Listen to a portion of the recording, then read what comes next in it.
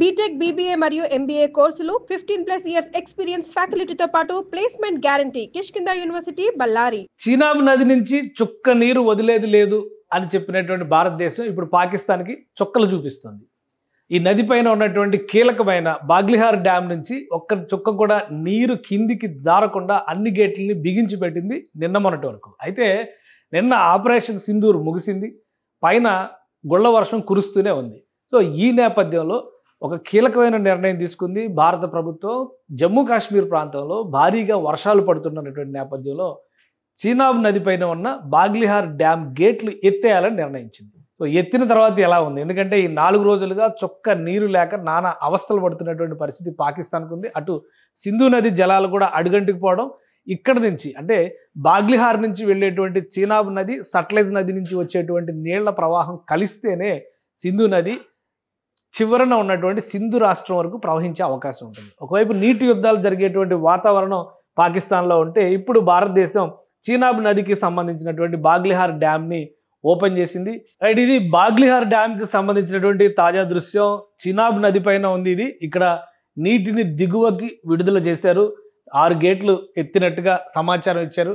అలానే దిగువకి, ఎందుకంటే సింధు నది ఒప్పందం ప్రకారం భారతదేశానికి పూర్తిగా నీటి నియంత్రణ పైన హక్కులు ఉంటాయి. అయితే చీనాబ్ నదికి సంబంధించి చీనాబ్, బియాస్ ఈ నదులకి, రావి నదులకి సంబంధించినటువంటి అంటే తూర్పు వైపు నుంచి ప్రవహించేటువంటి సింధు నది ఉపనదుల పైన పూర్తి హక్కులు భారతదేశానికి ఉంటాయి. పశ్చిమ నదులపైన పాకిస్తాన్కి 80% వరకు, 70 నుంచి 80% వరకు నీటి వినియోగానికి హక్కుల్ని గతంలో కట్టబెడుతూ చేసిందే సింధు నది ఒప్పందం.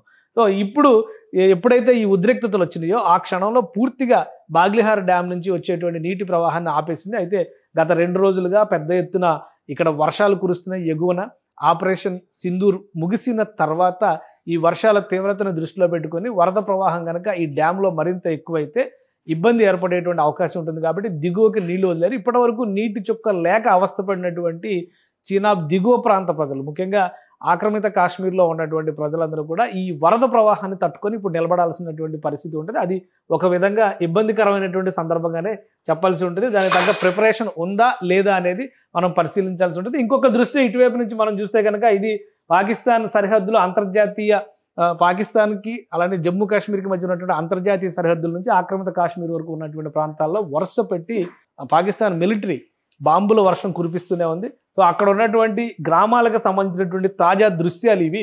ఈ దృశ్యాలని చూసిన తర్వాత భారత ప్రభుత్వం ఒక నిర్ణయం తీసుకుంది. ఏ సమాచారం విషయంలో అయినా కానీ హ్యూమన్ యాంగిల్లో, మానవతా కోణంలో ఆలోచించి ముందస్తుగా సమాచారం ఇచ్చి వ్యవహరించేటువంటి భారత ప్రభుత్వం గ్రామాలపైన జరుగుతున్నటువంటి దాడులపైన మాత్రం తీవ్ర ఆగ్రహంతో ఉంది. ఈ నేపథ్యంలోనే ఈ గ్రామాలపైకి మరింతగా వరద నీరు వచ్చేటువంటి ప్రమాదం ఉంటుంది. కాబట్టి ఇప్పుడు చీనాబ్ నదికి సంబంధించినటువంటి డ్యామ్ని రిలీజ్ చేయడం ద్వారా పూర్తిగా వాటర్ని దిగువకి వదిలేస్తున్నారు. కింద ఉన్నటువంటి పరిస్థితి ఇప్పుడు పాకిస్తాన్ కంట్రోల్ చేసుకోవాల్సినటువంటి అవసరం ఉంటుంది. ఒకవేళ వరద ప్రవాహాన్ని సరిగా అంచనా వేయలేకపోతే కనుక అక్కడ ముంపు ప్రాంతాల సమస్య ఉంటే అవన్నీ కూడా నీట మునిగేటువంటి ప్రమాదం ఉంటుంది. సో ఏ సమస్య అయినా కానీ ముందుగా సమాచారం ఇచ్చినా కానీ దాయాది దేశంలో మార్పు లేనటువంటి పరిస్థితులను దృష్టిలో పెట్టుకొని 2 విభిన్నమైనటువంటి పరిస్థితులు. జమ్మూ కాశ్మీర్లో ఒకవైపు సరిహద్దు ప్రాంతాల్లో గుళ్ళ వర్షం కురుస్తుంది, మరోవైపు నుంచి ఎగువ ప్రాంతాల నుంచి వచ్చేటువంటి నీటి వరదను తట్టుకోవాల్సినటువంటి పరిస్థితి. 2 కూడా జమ్మూ కాశ్మీర్ ప్రజల్ని సతమతం చేస్తున్నటువంటి పరిస్థితి ఉంది. కాబట్టి వీటన్నిటిని అంచనాలు వేసిన తర్వాత చీనాబ్ నది ప్రవాహాన్ని దిగువకు వదిలేయడమే శ్రేయస్కరం అని భారత ప్రభుత్వం నిర్ణయించింది. ఈ క్రమంలోనే 6 గేట్లు ఎత్తి నీళ్లు దిగువకు వదులుతుంది. ఈ రోజు తాజా దృశ్యాలు.